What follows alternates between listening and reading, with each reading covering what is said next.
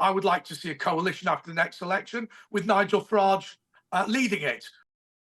The seismic shift is on. The momentum in British politics is, shall we say, reforming.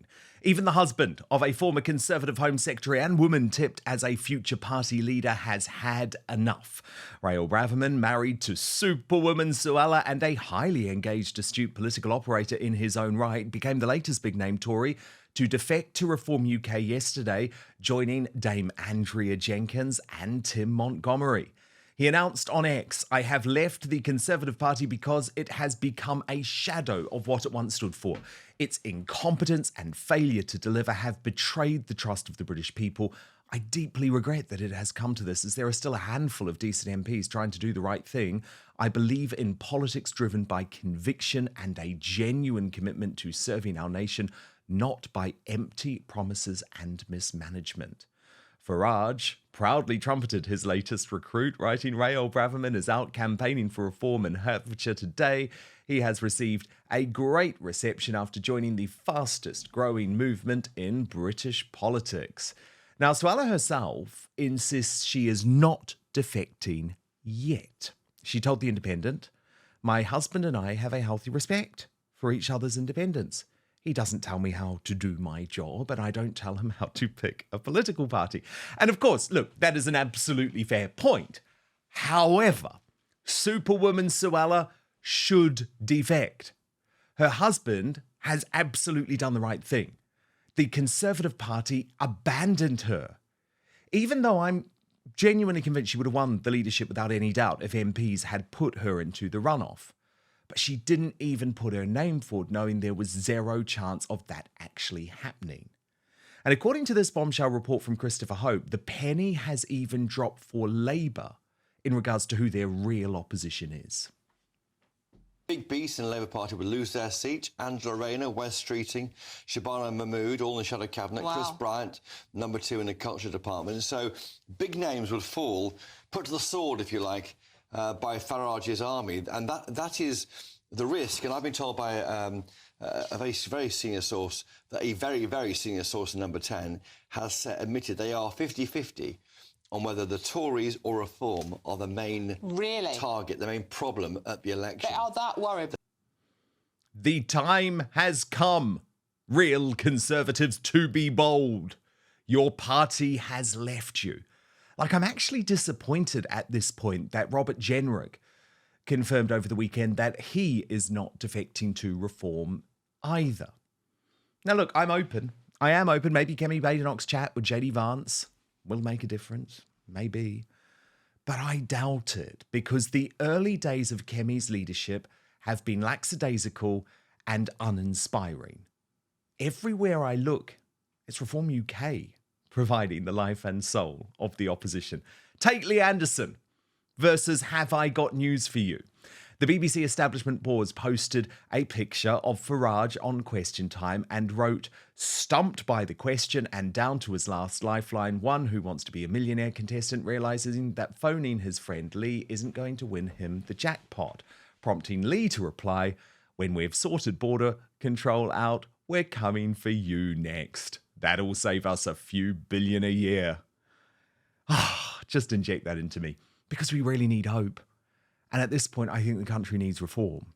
So while Farage has, of course, made missteps, and, you know, I'm going to cover them here as a critical friend, as I always say, there is a reason why the political prisoner Tommy Robinson delivered a message from behind bars not to turn on Reform UK for now, even though they may have seemed to turn on him. I think he's right. We simply cannot dismiss the golden goose. But now, the uncancelled interview.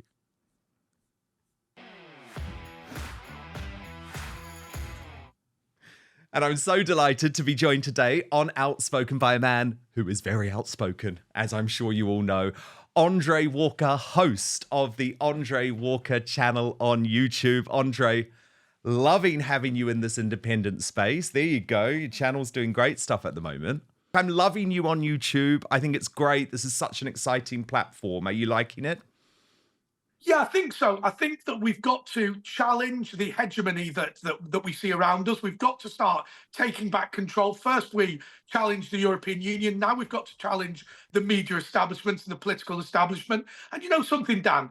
People are so downbeat about this country. I genuinely believe that we have a huge opportunity here. I accept that we've got a bad government. I accept that our politicians are substandard, our journalists are substandard, and you know our leaders are substandard. But I think now we recognise that we've got an opportunity to deal with it. And I think that channels like yours and channels like mine are really going to change things and get this country really where it needs to be, because this is a great country. We're just let down by our terrible leaders. Oh, big time. Your channel is going to explode. Of that, I have absolutely no doubt. So tell me, Andre, where do you stand on the Reform UK question? Because I know in the past you've been a big Tory. Are you one of these people who thinks it's done? Well, I've lived in two places in my life: Lee in Greater Manchester, the Conservative MP, and now is likely, I think, to become the safest reform seat in the country after the next election. Andy Burnham held it with a 24,000 majority, but I think reform will take it relatively easily next time. Where I sit here now, I'm in Windsor, where the Conservative brand still has some power. Look, here's what I'm going to say to you. My dad is a senior Conservative in Lee, and yet he voted for reform. And I think that what we need to do is support whichever Conservative brand is most likely to win. But, you know, the Conservative Party was taken over by Liberal Democrats, globalists, as Steve Bannon calls them, the party of Davos. I think we need to take back control of the Conservative Party, because there is one thing, you know, there's huge amounts of assets, there's a lot of money, there's buildings that the Conservative Party own, and I don't think that should be surrendered to the Liberal Democrats like Alan Mabbott that have so destroyed the Conservative Party. I think we should be running these people out of town. Now, look, you know, if I was in Lee, I would lock, stock and barrel move the Conservative Party to reform. In Windsor, that might be a bit different. Personally, I would like to see a coalition after the next election with Nigel Farage leading it. But we'll see what happens. I mean, it is worth pointing out that when Benjamin Disraeli united the Tory party to create the Conservative Party, remember it was, you know, landed gentry down south and mill owners up north. And I think, you know, if we have to have that again, that's great. I think Boris Johnson attempted it. I don't think that's going to be within the Conservative Party. I think the business people now have to be for reform, and perhaps the slightly more snobby and posh people in the South will be the Conservative Party. But I think that coalition is a good thing. Yeah, I mean, even Liz Truss, when she was outspoken the other day, said there's going to have to be some sort of deal. But of course, the big question will be, who is the major party, which is an extraordinary conversation to even be having. And I think you're probably right that it's going to be Nigel and Reform UK. But first, you know how often I talk about the need for free speech to be protected. In fact, it's been one of the main issues on the show today. But I've been increasingly thinking of the need for personal protection online from snoopers, bad actors, and hackers. And I'm delighted to tell you that I've now found the fail-safe solution. But what's more, this VPN or virtual private network is also a life change when it comes to providing you entertainment and information from anywhere in the world. So let me introduce you to Surfshark. It is an incredible, easy to use service. What it does is encrypt all your internet traffic, meaning your online activities stay safe so you can shop, stream, browse, and conduct your banking online in complete privacy. But the benefits of Surfshark go way beyond keeping you safe online. It allows you access to your favorite entertainment and news shows or channels from anywhere in the world, wherever you are, including, by the way, the big streaming services like Hulu, iPlayer, HBO Max, and Peacock. Or if your favorite show is blocked on Netflix, Amazon Prime, or Disney Plus within seconds, you can be watching as if you're in the other country. Honestly, it's brilliant. Works for sport as well. So if you're traveling for work or if you're on holiday, you can also get all your favorite content from home, avoiding the geo-block that way. And this is an insurance policy too against creeping censorship in many countries like France, which has blocked Rumble for many months now. Really disturbing that.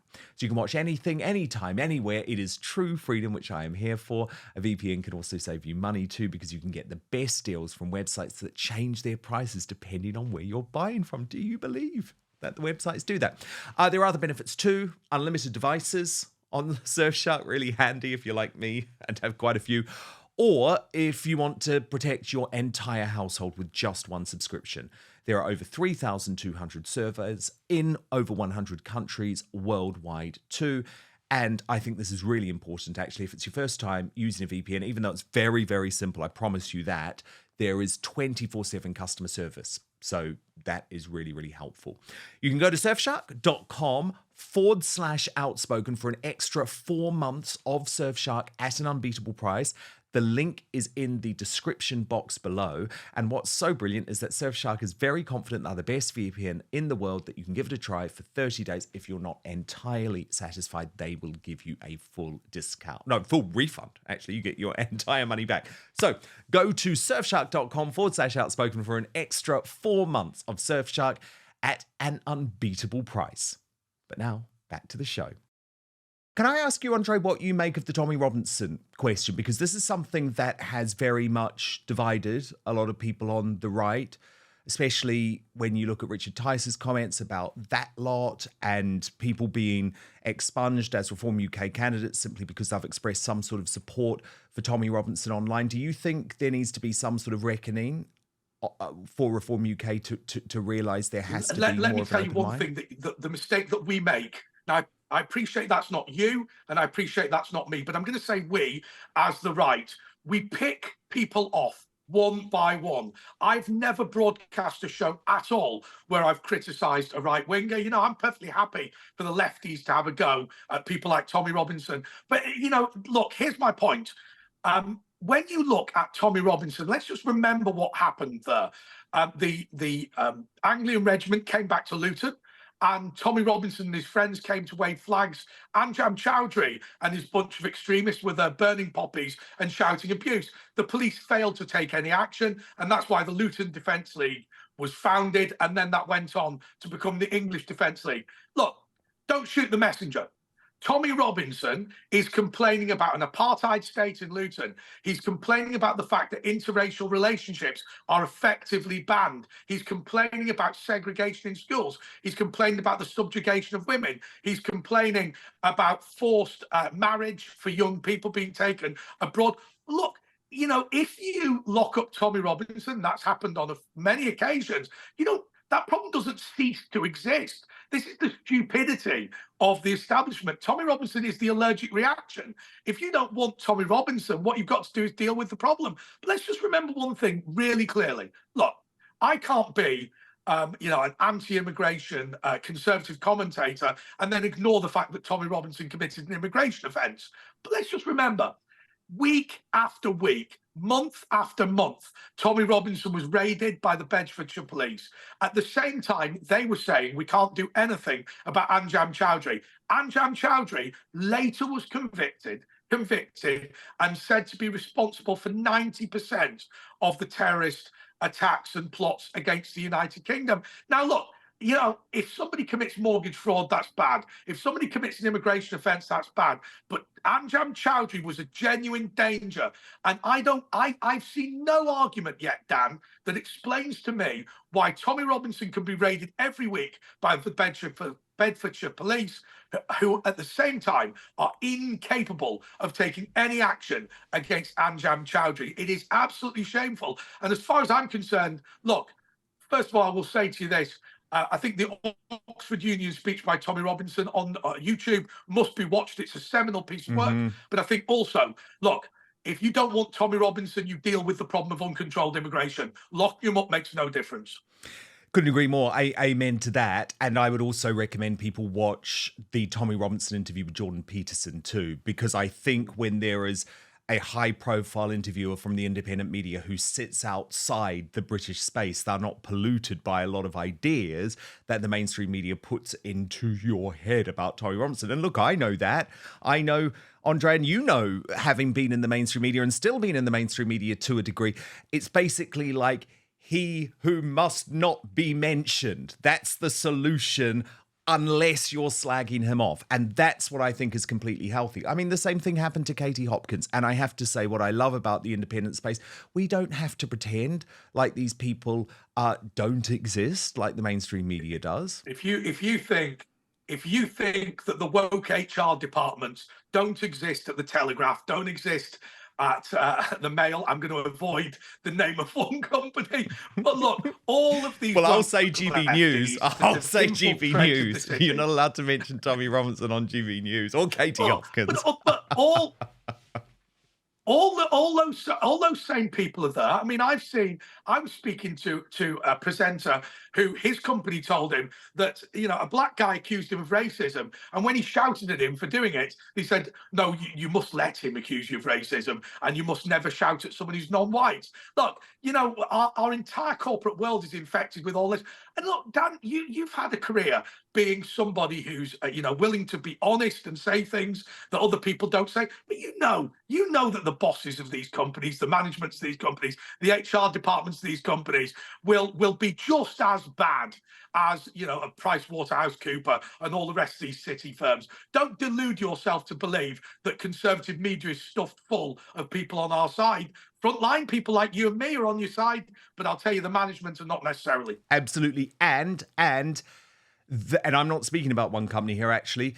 They will throw you under the bus in a second if they think it's going to solve some sort of corporate headache. And I think you're completely right. Dan, can I say this to you? Look, you've got to understand something really, really clear. When it comes to news media, we are an unfortunate necessity. Right? These big corporations don't want us. They want to be like The Guardian. They want Polly Toynbee. Those are the people they like. Those are the people that they go to dinner parties with. Those are the people that they hang out with. The reason why they have to have you and they have to have me and they have to have Julia Hartley-Brewer and they have to have Patrick Christie's and people like that is because we are the people that would bring in the ratings. They don't want us. You know, you need people like Dan Wootton in order to pay for the people that you actually like. And that is an unfortunate reality of what happens in all these organisations. But believe me, that, you know, there's no love here, Dan. The second they can dump a Dan Wootton, they will dump a Dan Wootton. Make no totally. mistake. I mean, I remember within Talk being part of the News UK art phenomenon, and there was a lot of sniffiness even towards Julia and Mike Graham, two very good friends of mine who were the two top-rated shows. So there you go. I'm not going to ask you about that one. Let me just say this to you. There's a snobbery to Julia Hartley-Brewer, despite the fact that she's got a first in PPE from Oxford University. But because she's a Brexiteer, still people look down at her and call her a moron, which is unbelievable. No, it really is. It really is. And I just have to show you my little photo, Andre. I described them as my my two freedom angels. Julia Hartley-Brewer and Alison Pearson. I was with them both on Saturday night, and yeah, let's just say to be sniffy about women like that is ludicrous. What happened to her is genuinely shameful. Yeah. And I have to say, I've got a lot of time for the former Lord Chancellor, Sir Robert Buckland, who said that it's really now time for the courts and the police to stop being the judges of morality. You know, if you find something offensive, then you've got to turn off your TV or radio or not speak to the person again. The idea that a court can arbitrate taste and decency is just ludicrous. The idea that the police can come up with... Oh, by the way, can I just say this to you, Dan? Please. And I just want to make this point about the College of Policing. Right. I am a former European debating champion. Well, I was grand finalist, actually. I wasn't quite the champion. I represented the University of London. I was the University of London A team. I debated against Rob Rinder, who's University of Manchester A team, and loads of other people that you will have heard of. Look, the idea that hate speech leads to genocide is just nonsense, right? Imagine now you and I hated each other, right? And I was allowed to go around slagging you off for as long as I wanted to. That would not lead to me in 20 years' time turning violent. I'd get it out my system. I'd get it off my chest. I would forget it.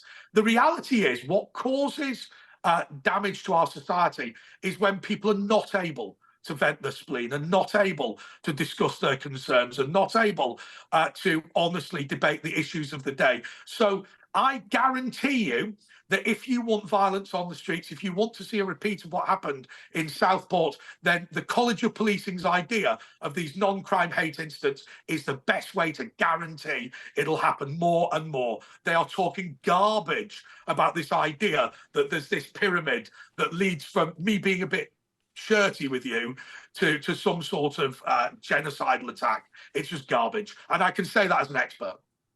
No, I couldn't agree more. I couldn't agree more. Thank you so much for watching Dan Wootton Outspoken. Please click on my face just to the bottom left to subscribe to this brand new independent news source and turn on the notification bell so you'll be alerted to our brand new live shows, uncancelled interviews, and special royal episodes. Outspoken is also now available as a podcast, so you can listen to the show every weekday on the go, wherever you are.